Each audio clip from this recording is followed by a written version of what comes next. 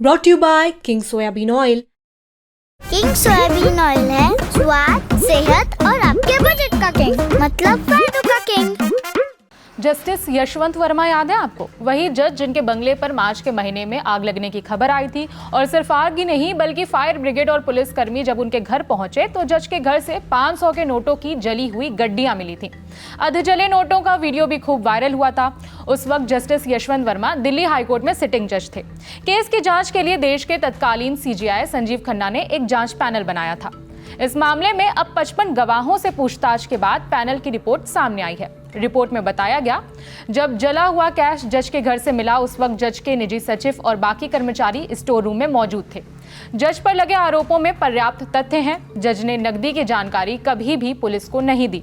जज का आचरण अप्राकृतिक और संदेह करने वाला है। इसी के साथ पैनल ने जज को पद से हटाने की सिफारिश की है। पैनल ने यह भी कहा कि पूछताछ में जज की बेटी ने जो बयान दिया वो भी विश्वास करने लायक नहीं है। अब उन 10 चश्मदीदों की बात करते हैं जिन्होंने बंगले के स्टोर रूम में कैश को देखा।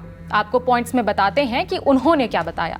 पहले चश्मदीद हैं फायर ऑफिसर अंकित सहवाग। टॉर्च की मदद से 500 के अधजले नोटों की गड्डी को देखा। पानी छिड़कने की वजह से नोट भीग चुके थे। दूसरे चश्मदीद हैं फायर ऑफिसर प्रदीप कुमार। जब ये स्टोर रूम में घुसे इन्हें पैरों में कुछ महसूस हुआ। देखा कि जमीन पर नोट पड़े हुए हैं। उन्होंने दूसरे साथियों को जानकारी दी। तीसरे चश्मदीद हैं स्टेशन ऑफिसर मनोज महलावत।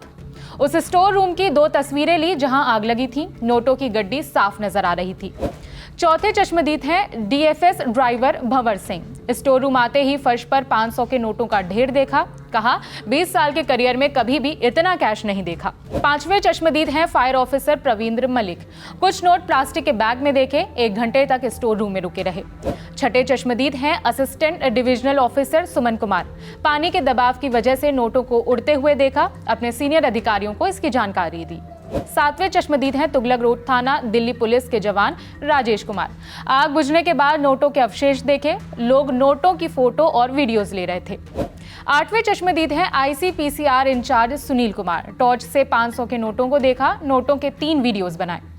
9वें चश्मदीद हैं हेड कांस्टेबल रूपचंद। देखा कि दरवाजे से लेकर कमरे के पीछे तक नोट ही नोट थे। एसएचओ के निर्देश पर घटना को फोन पर रिकॉर्ड किया। 10वें चश्मदीद हैं तुगलक रोड थाना एसएचओ उमेश मलिक। बताया कि जलते हुए नोटों का ढेर करीब 1.5 फीट ऊंचा था। कुछ नोट बंडलों में बंधे थे और कुछ संभवतः पानी के दबाव की वजह से खुल गए थे। इन सभी चश्मदीदों के बयान और बिंदु एक दूसरे से मेल खाते नजर आ रहे हैं। आपकी जानकारी के लिए बता दें कि ये मामला 14 मार्च को शुरू हुआ था जब जज के बंगले से नोट बरामद हुए थे। उस वक्त जज अपने परिवार के साथ दिल्ली से बाहर थे। उन्होंने अपनी सफाई में कहा था कि जिस स्टोर रूम से नोट मिले हैं वो एक कॉमन एरिया है। उसे उनके परिवार के अलावा भी कई लोग इस्तेमाल करते हैं। हालांकि सुप्रीम कोर्ट की इंटरनल इंक्वायरी कमेटी ने जज को दोषी माना था। जानकार मानते हैं कि घर में नकदी बरामद होने के आरोप में फंसे जस्टिस यशवंत वर्मा के पास अब महाभियोग से बचने का एकमात्र रास्ता इस्तीफा ही है।